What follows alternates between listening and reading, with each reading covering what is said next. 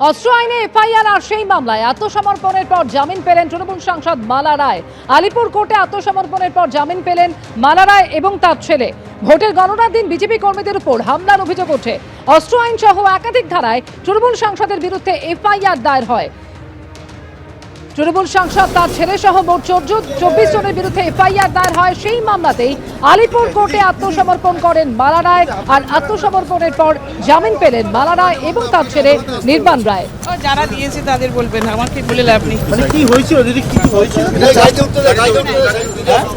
নির্বাচনের ফল ঘোষণার দিনের মানুষের পাশে দাঁড়াতে গিয়েছিলাম, মিথ্যা মামলা দেওয়া হয়েছিল। জামিনের পর এমনই প্রতিক্রিয়া তৃণমূল সাংসদ মালা রায়ের। আপনার নামে এবং আপনার মায়ের নামে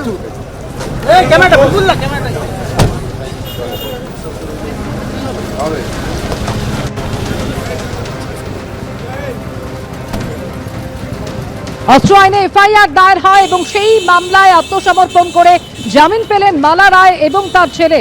মানুষের পাশে দাঁড়াতে গিয়েছিলাম, মিথ্যা মামলা দেওয়া হয়েছিল। জামিনের পর প্রতিক্রিয়া তৃণমূল সাংসদের। পুরো দুর্নীতিতে রথীন ঘোষকে তলবের মধ্যেই মধ্যমগ্রাম পুরসভায় বিক্ষোভ দেখানো হয়। বিজেপি করায় নাম অস্থায়ী কর্মীদের নাম নথিভুক্ত না করার অভিযোগে এই বিক্ষোভ দেখানো হয়। সরকারি নির্দেশ নেই বলে এভাবেই চলবে দাবি করেছেন চেয়ারম্যান নিমাই ঘোষ।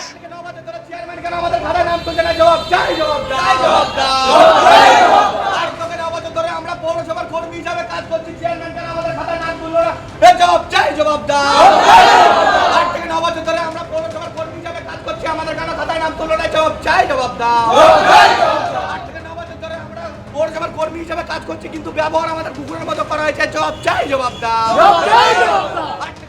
একদিকে মধ্যমগ্রাম পুরসভায় বিক্ষোভ, আর অন্যদিকে পুরনিয়োগ দুর্নীতি মামলায় ফের রথীন ঘোষকে তলব করেছে এনফোর্সমেন্ট ডিরেক্টরেট।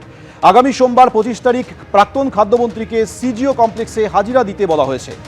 একই মামলায় দক্ষিণ দমন পুরসভার ভাইস চেয়ারম্যান নিতাই দত্তকেও আজই তলব করে ইডি।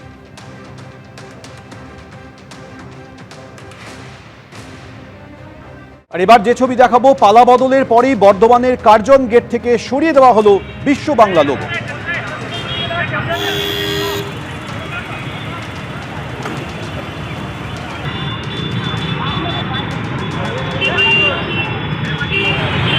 বর্তমানে কার্জন গেট থেকে আজ সরিয়ে ফেলা হলো বিশ্ব বাংলার এই লোগো।